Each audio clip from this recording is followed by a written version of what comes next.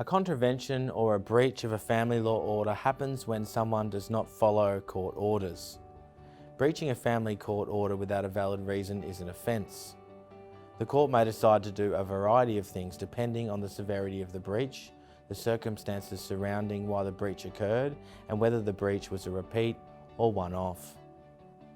However, breaches of family law orders can be dismissed if the person is deemed to have had a reasonable excuse.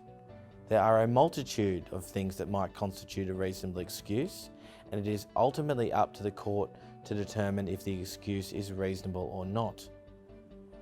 If you are subject to a breach and it's safe and reasonable to do so, we suggest you firstly communicate with the other party as to why the breach occurred.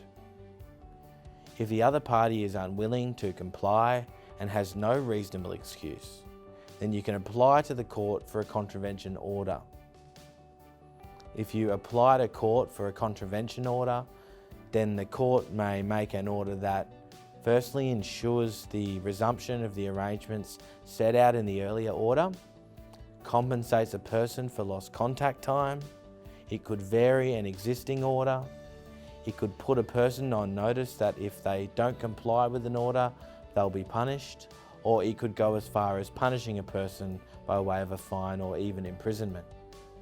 We recommend that if you want to breach an order, or if you have had orders breached against you, that you seek independent legal advice as soon as possible.